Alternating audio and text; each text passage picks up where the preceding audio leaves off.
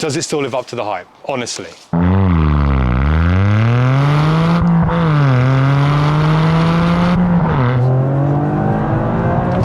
Oh man, I love that. I love that. Oh.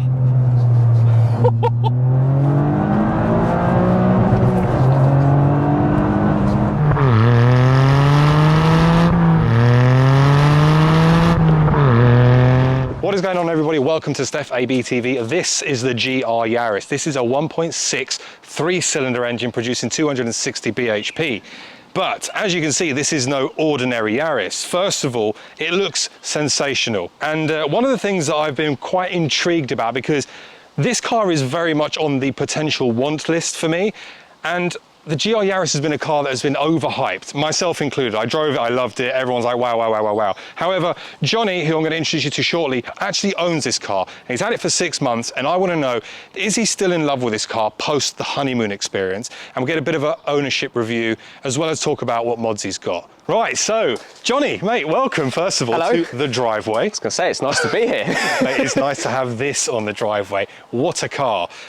Talk to me, like, why did, well, first of all, who are you, what do you do? Okay, so my name's Johnny. I run a YouTube channel called JBCTR, and everything I've done on this car has sort of been edited and uploaded to that channel. So yeah, unsubtle plug, but that's me. No, mate, link in the description, go check it out.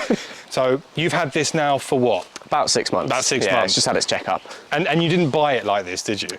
No.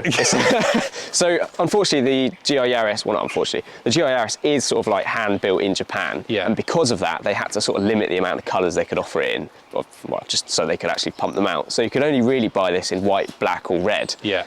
And although they're okay, They're not wow. They're not wow. And everyone's got them now. That's it, So yeah. you need something that stands out. So I thought, why not, I'll have a crack at wrapping it myself. It's gone all right, I think. The blue is very bold. Now, I think is this your first attempt at a wrap? It's my second. I did like a small car as like a trial run. Mate. And then this, yeah. It looks sensational. I mean, what is this even like official colour? Is it like a light blue? What So it's called Avery Dennison Light Blue. I mean, they went all out on the name, but it's literally light blue. Have you done any other things with this? Did this start, what was this, a circuit pack to start with? It's a circuit pack to start with. Yeah. So it had like the lightened forged alloys on it from factory. They're really good, and like the turn-in and everything's awesome. Yeah. But they're insanely expensive to replace. Yeah. So just mainly for that reason, I put on some braid alloys. Yeah. So they're slightly wider. They're 255 all the way round. Nice. If I'm going to be brutally honest, they did impact turn-in very slightly. Really? But I think that's because the track is just that little bit wider. Yeah. And you've got these funky little lights here as well, haven't you? Yeah, so they came from that fog light guy. Yeah. They're like relatively thick acrylic, so the idea is that they protect your fog lights, and obviously you can have them in a range of colours. And if you want them, they do them in clear, which is probably not a bad shout. I like these. I think they look nice. Yeah, no, it's got that traditional kind of rally vibe to it, hasn't it? Yeah. Yeah, that's awesome. I mean, all the bright colours on the car, that's kind of what I was going for, like traditional rally, like in your face. Yeah. And then talking of rally, it's obviously got to sound like a rally car. So I put a Miltech on the because let's have a look at that. So yeah, so round the back, we've got a Miltech, and as you can see, I've got the polished tips, mainly because I like them because they stand out, but you can get them in black or carbon or... They look good. Yeah, whatever you like. I mean, good. I did clean them for this video. Oh, thanks, man. really kind of you. But of course, like, the best thing about having the Miltech is the fact that from factory, this thing was literally silent. It was deadly silent. But with the Miltech, it's just transformative. Right, so now the crunch question before we go for a drive. So you've had it 6 months. Yep. When you bought it, you basically bought the hype machine, the ultimate hype machine. Yeah. Does it still live up to the hype, honestly? Well, as you know, I came from a Fiesta. I had Fiesta ST Mark 7 2014 and then Mark 8 2018, I think. So about 7 years in Fiestas. And I got to a point where I was in a fast Fiesta, light, front-wheel drive, but I wanted more. Yeah. And where'd you go? Yeah. And this is like almost the same weight, about the same power as my modified Fiesta, but yet you've got the four-wheel drive. Yeah. Mate, it's cracking. Yeah. I absolutely love it. Like 6 months in, I still love how good this is to drive.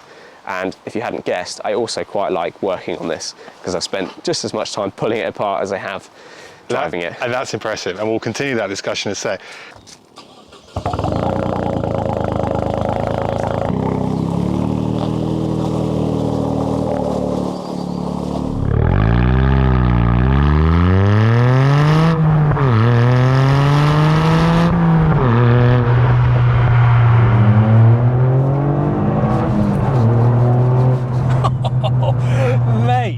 So this is the Miltech. It is the Miltech.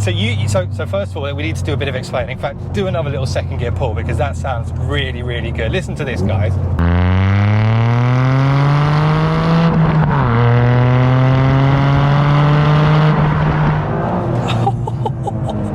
Oh, I love that. So, for those of you who saw my GR Yaris review, we're going to go right. You would have known that one of the things I did say was I like the sound, and it was actually mostly enhanced cabin noise.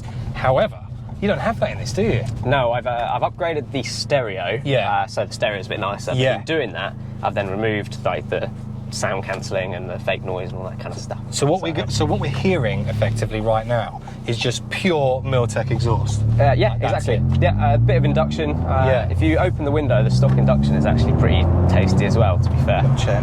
So. That's just stock airbox. That is nice, isn't it? I would like a little bit more, but only because the Miltech's there. Yeah. This is we're now on the modifying journey. And that's a slippery slope. It is. That's a slippery slope.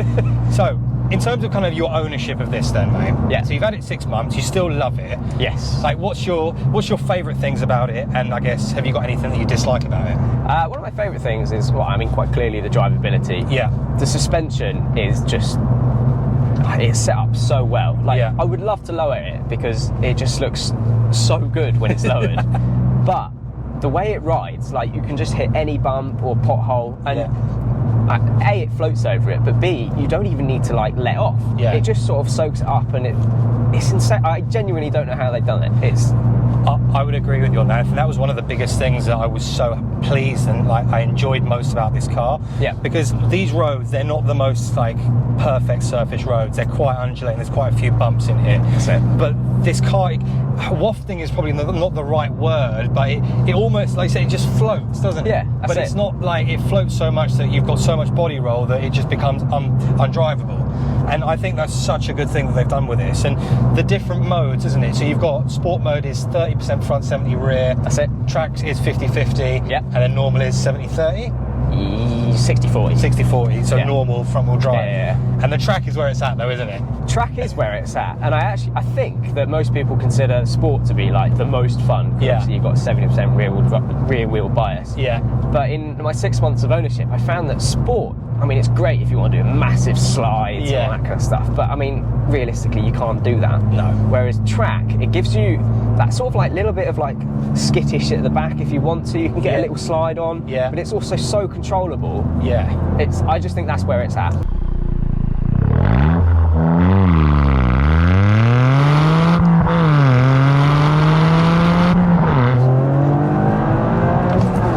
Oh man, I love that. I love that. Oh.